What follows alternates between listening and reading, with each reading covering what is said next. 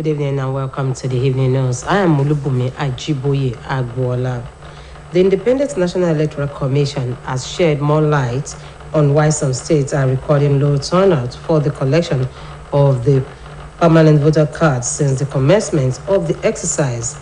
The commission also stated that out of 93,469,800 registered voters for the 2023 general elections, women constituted 48%, while men constituted 52%, and the youths constituted 40%. According to the commission, most of the states with low PVC collection rates are states with off-season governorship elections were conducted.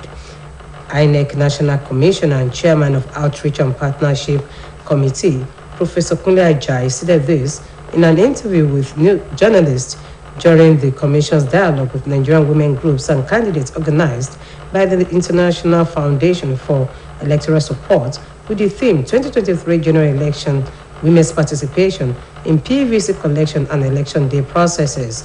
He said apathy towards the collection of the PVCs were only noticeable in states where off-season governorship election took place, including Anambra, Ekiti, and Osun states, adding that a reasonable number of registered voters residing in the listed states had collected their PVCs before the governorship elections were conducted.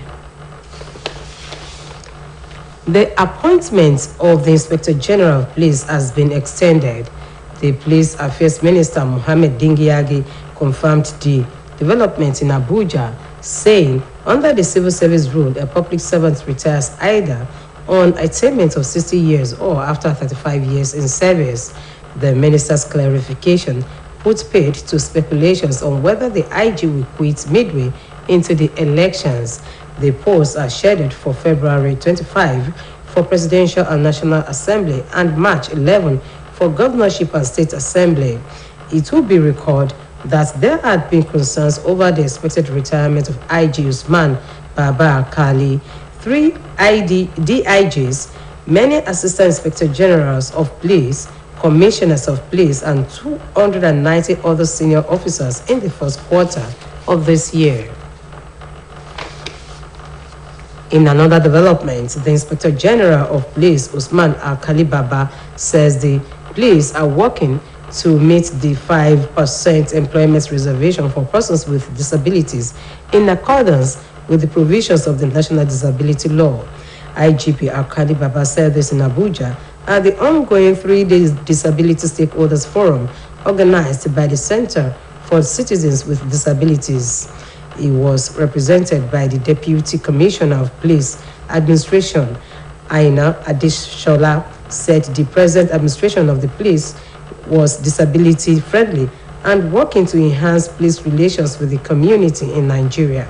The IGP explained that the employment of the disabled is relative in execution of the 5% empowerment reservation for PWDs, but they may not be in operations. Justice Inyang Eko of the Federal High Court in Abuja has struck out a suit instituted against President Muhammadu Buhari to challenge an alleged lopsidedness in the appointments into the Niger Delta Development Commission. The suit instituted by an Abuja-based businesswoman and NDDC stakeholder Chief Rita Lori Ogebo, who was struck out by the court on the grounds that the plaintiff has no legal rights to have instituted the case. Mrs. Ogebo, who claimed to be a stakeholder from Shekiri extraction, had dragged President Muhammadu Buhari, NDDC, Senate, Dr. Pius Odubu, Olorogun Bernard Okumaga, and the Attorney General of the Federation before the court in the suit. The activist prayed the court to invoke sections 4 and 12 of the NDDC Act to order President Buhari to appoint indigenes of oil-producing areas of Delta State as chairman in specific compliance with Section 4. The court held that Section 2 of the NDDC Act 2000 was so specific that any legal action on any infraction in matters relating to NDDC can only be instituted by corporate persons and not individuals like the plaintiff.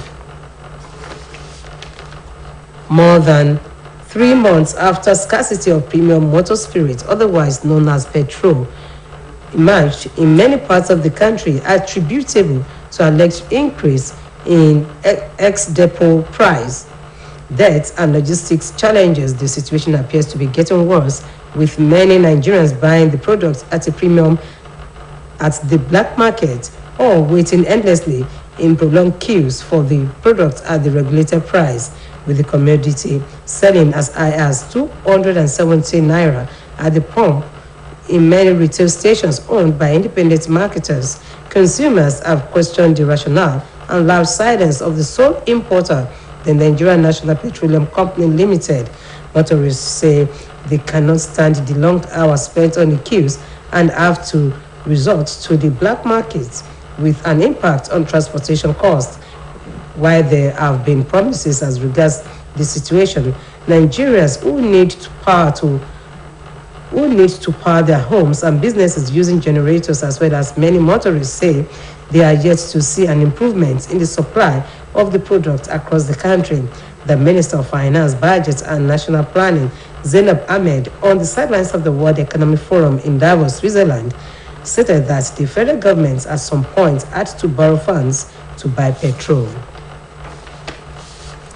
Kano State Commissioner for Health, Dr. Aminu Sayawa, has confirmed the outbreak of the deadly diphtheria disease, which is reported to have killed no fewer than 25 persons in the state.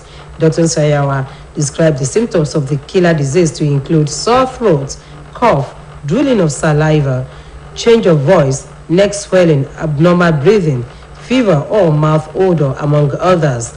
The commissioner who confirmed the outbreak said the State Emergency Preparedness Committee is currently in a meeting with a view to evaluating the casualty figures, reviewing the data and measures to address the situation. Sayawa said the State Rapid Response Team has been reactivated and indexed an action plan to check the spread of the deadly disease in the state, adding that the low routine immunization attributed to the spread of the disease is due to the hard-to-be-reached areas in the state.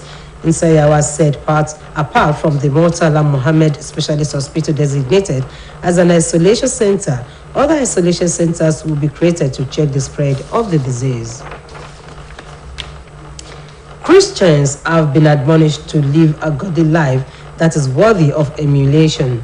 President of Osho Conference of the Seventh-day Adventist, Pastor Joseph Adebomi, gave the admonition at the service of songs organized for the late elder Olusegun Ashekun Olarimoye at his residence in Osogbo, a man who was described by his colleagues, extended families and neighbors as a father figure who lived productively by impacting lives. Speaking with Osbc News, the first son, Ifeoluwapo Olarimoye, described his father as a disciplinary man with just and fairness.